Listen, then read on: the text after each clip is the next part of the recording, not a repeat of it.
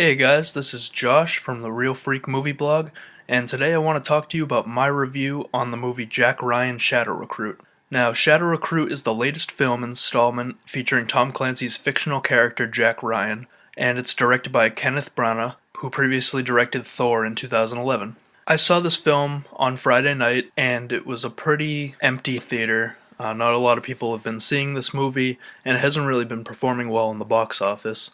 So I'm not surprised that there weren't that many people there, but hey, it's more theater room to myself. So Shadow Recruit doesn't really offer anything that we haven't seen before on film. I found that it draws way too much from other action and spy films. Throughout the movie you can definitely feel there's a lacking of something. Even though you can't really put your finger on it, you definitely feel like it could be a lot more than it was.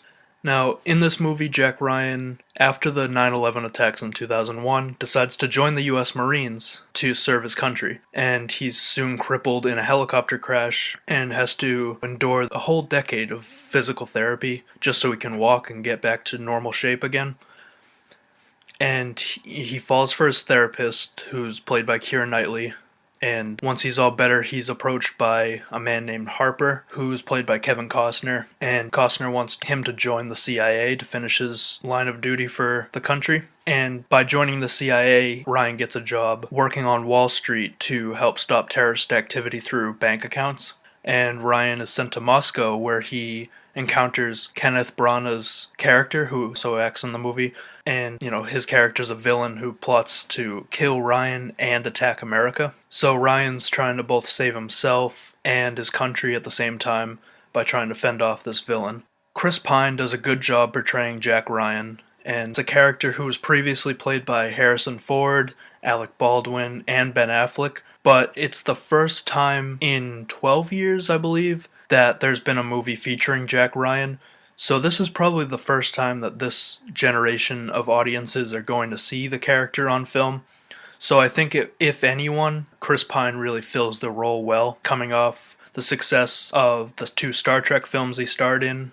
And, he's just a really modern actor who has a good fair amount of talent. And I think he really does the role some justice, and he definitely carries the movie with that performance. Now, Kenneth Branagh, he proves in this movie that he can act better than he directs. This is an example of that, I think. And he gives a solid performance as a Russian villain. And it makes you want to see more of him throughout the movie, even though you just see bits and pieces of him from time to time. He's probably one of the stronger characters in the movie, and, like I said, his acting definitely outweighs his directorial effort in this film. On the other hand, Kevin Costner and Keira Knightley's characters, they were really, they were subpar. They were often felt too forced on you. Costner's character, I feel like he was lazily written in, and almost like the film studio needed a big name to fill the role of his character. So they picked Costner, but it was just really clunky and in the way. And then Keira Knightley played, this typical role of Chris Pine's girlfriend, who's completely unaware of his secret identity, and she gets dragged into the mix of things when he's over in Moscow and gets kidnapped by Kenneth Branagh, the villain, and everything just goes bad from there. But I think the real problem with Shadow Recruit is that it's way too predictable. And, from the start of the movie, you can pretty much tell what the outcome's going to be, and there's just nothing left to question, and it's just always straightforward. Not that many thrills, because you always feel like you know what's going to happen. And on top of that, it's PG-13 rating. It only allowed a certain amount of action. A lot of the times there would be these cutaways when people got shot, because they can't really show anything.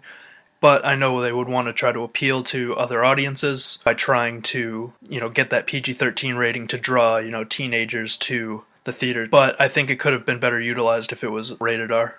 Now, overall, I think that Shadow Recruit, maybe just be a movie that you should wait and see when it's on DVD and just rent it rather than shelling out the money to pay for a movie ticket. And I just think that it's a hit or miss film. On my written review on my movie blog, I gave it a 5.5 out of 10, and I just think that it really fell flat in the end, and it could have been a lot better than it actually was. Alright, that's going to wrap it up for me, guys. You can read the full written review on my blog at the link provided below, and keep checking back as well as Facebook, Twitter, Tumblr, and the Real Freak YouTube channel for more videos and reviews just like this, as well as your movie and television news. So until next time, my name is Josh Sazin. Bye-bye.